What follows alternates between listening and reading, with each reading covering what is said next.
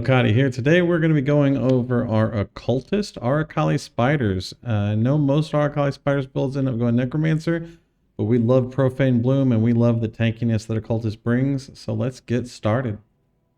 So, one of the biggest contentions on this build is getting your spiders out on bosses. It's not complicated. We're going to use Grave Binds, we're going to swap out our gloves here. We're going to throw out some Desecrates. And then we're basically just waiting for a Mercenary to get a couple kills to get spiders pulled up. Now you can go ahead and Cyclone with your Mercenary to get them up, but it has to be you or the Mercenary that gets the kill on the worm, not the spiders. And then once you have spiders up, you just swap your gloves back, go out, and blast the boss.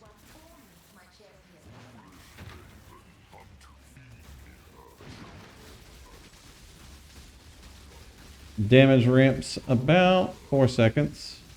And then everything dies. Easy peasy, lemon squeezy.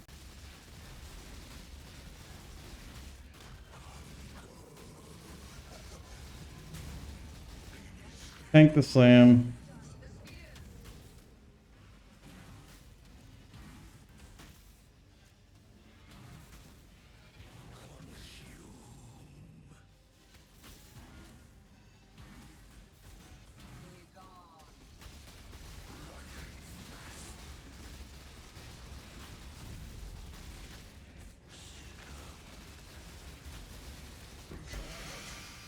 Good damage, but it just got ramp.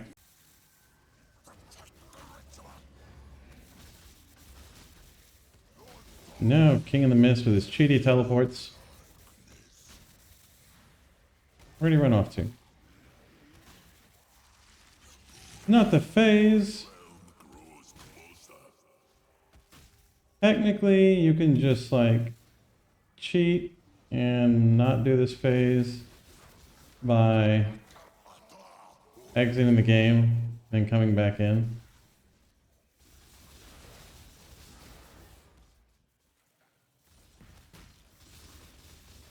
Especially when it's obnoxious like this, you gotta go all the way around.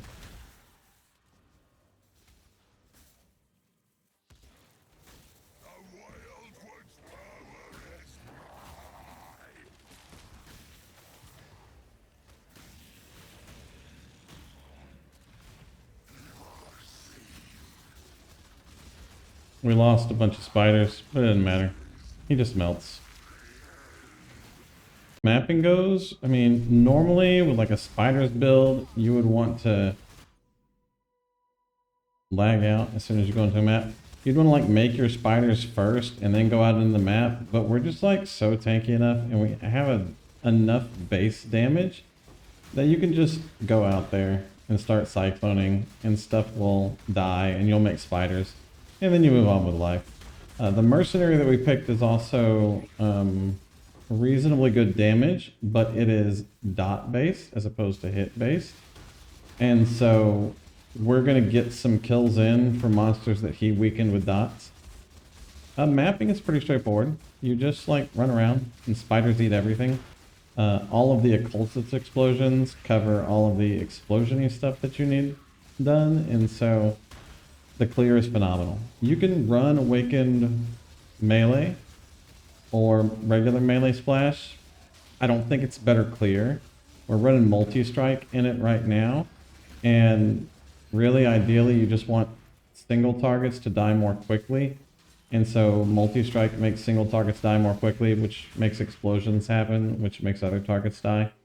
And so that maybe Awaken multi-strike. Or maybe Awaken melee splash is better than just multi-strike. But probably not. And then you don't ever have to swap your gems. Like your bossing gems are your clear gems. It's very straightforward. As far as tankiness goes, I mean, these are cloistered T16 maps. Like, they're pretty rippy. We can try to take... There's nothing there that is really a bad affix to take.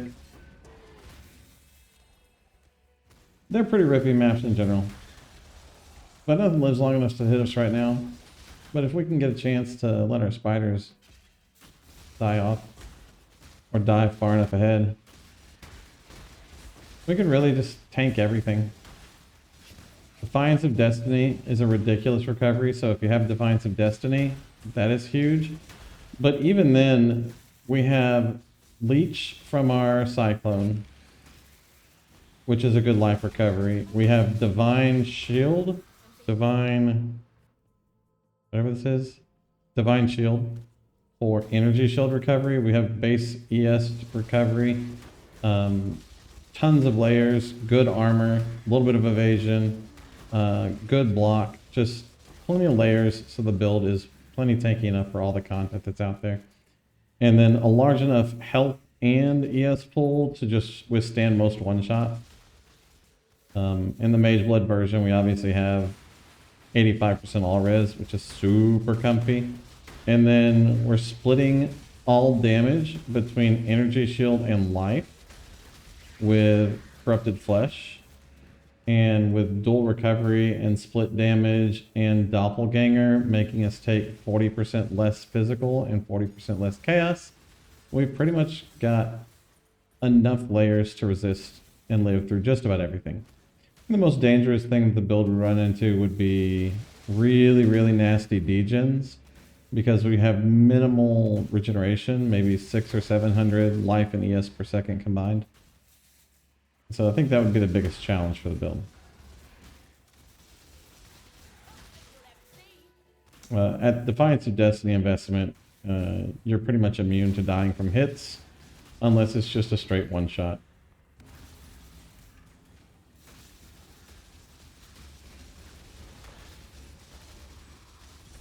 We don't have a lot of crit reduction in the build, so crit reduction is primarily going to come from Squire corruptions and Doppelganger corruptions. Those are the #1 places to get your crit reduction. And you can get, I think, 80% total on those. And the big tanky targets, you want to be cycloning on them because that applies Poacher Mark, and then Poacher's Mark is 700 life per second, something like that. Let's go look at the POV. The Mercenary we're going to be using for this build is going to be either a Toxicologist or a Blade Bidder. The Blade Bidder is probably better than Toxicologist because you can use daggers, and you can use daggers with Malevolence Aura effect. And so if I get a Blade Bidder, that's what we'll be using. However, Toxicologist is the second option. Either way, you want a Mercenary with both Malevolence and Grace. You want to equip a helm that has nearby enemies have negative resistances, and then plus life and resistances on the helm. You want to equip a bow that has crit, multi, and cold damage, as well as an Ahuana's Bite, so that we can make enemies chilled by our hits take increased damage based on the chill effect. And then 100% of enemies, it deals damage. It chills enemies as though dealing damage with 100% more. So Ahuana's Bite and the bow give you a chill effect that scales the damage of your minions. We're using a Doppelganger Guise for survivability for the Mercenary. You can use any body armor that you want to here. We're using an Eternal Struggle, so we have a 15% Coal. We're using an Anathema so that we get additional curses from our Mercenary. We're using a Squirming Terror so we can spawn spiders. We're using a Stygian Vice just with some reasonable stats on it, as well as an Abyss Jewel with life and resistances on it. And we're using boots with life, resistances, and move speed on them. And finally, we're using some double corrupted gloves, ideally with Temp Chains and Despair, although it could be Temp Chains and Enfeeble or Despair and Enfeeble. Ideally, you would want Asenath Touches on a Mercenary that can wear them, but the Toxicologist cannot wear Asenath Touch. So we're just using Face Breakers, but generally speaking, you'll just use any gloves that can be equipped that will give you 2 useful curses on hit. And that's how we're going to set up our Mercenary. As far as stats go, you want to make sure that res is as close to capped as possible, or capped ideally. As much evasion as possible on a dex-based Mercenary because they get massive scaling for evasion, and then as much life as possible as well. As long as you have good stats on your gear, the Mercenaries are fairly durable, so outside of juiced content, you don't have to invest too much in the defenses on the Toxicologist or on the Blade Bidder. In our POB, we're going to go over the low budget primarily. And so in the low budget build, current market, probably 10 to 20 div to get this put together. Could be less, could be more, depends on your crafting, the availability of items, and just individual things you need to do to fix the build, to get it put together. Start off with Arakali's Fang. It doesn't matter. Just get one. Buy the cheapest one in existence. We also need a Squire. You don't, like the 8% quality is not that big for us. Just get a cheap Squire. You don't need anything special here. We do need a Dark Monarch with the raised spiders doubled. Preferably one with good Chaos Res. We do need a Doppelganger, guys. Preferably one with a high Fizz and Chaos damage taken while sane. We do need gloves that have resistances and life on them. Preferably an open prefix for minion damage. We need boots with life and resistances on them. And an open prefix for movement speed and chance to avoid being chilled. We need an Anvil Amulet with just good stats on it. These are dirt cheap. We're going to anoint on the Amulet Clever Thief. We need just some bone rings with life, minion damage, and minion attack speed. Nothing complex there. If you can get them with a few more stats, that's awesome. And if you can get an open affix for increased movement speed on your minions, that's just going to improve your clear. Darkness Enthroned, the highest percentage one that you can afford in your budget. And then we're going to need 1, 2, 3, 4, 5, 6, 7 Ghastly Eye Jewels. The two best ones that you find are going to go in your Darkness Enthroned. You're just looking for life, resistances, attributes, and minion physical damage. These are all going to be used to fill in holes in your resistances and attributes. If you can't get one, or if you can't find one in your budget with life on it, you can get one without life on it. But make sure that you have your attributes met and your resistances capped, and you have fizz damage on the Ghastly Eye Jewel. We are going to need one Aminamu's Gaze, ideally one with a high attribute roll on it, because attributes are a little tight on the build. And you do need 2 large clusters that are 12 passive minion jewels. These are basic +6 to max life, 2% increased cast speed.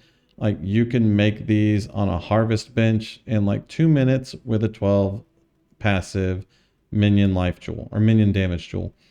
Ideally, you would also fill in those other 2 empty suffixes with some sort of attributes, some sort of resistances to help fill out your character. Finally, we're going to need a Glorious Vanity. 4026 is ideal because it gives us the most chaos res, but you can always come in here and hit Find Timeless Jewel.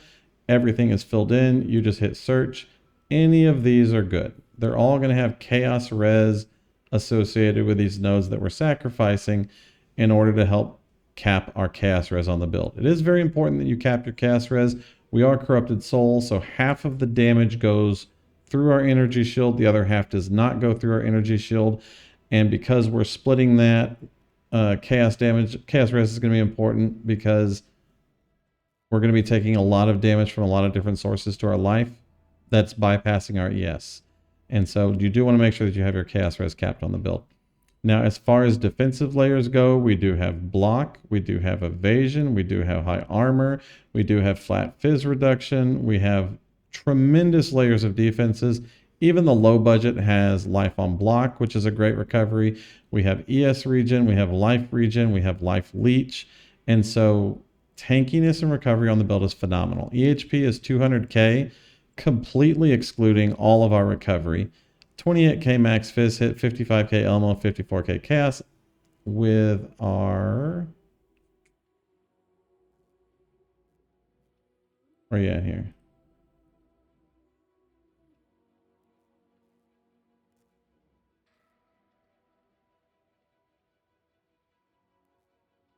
And Mortal Call off.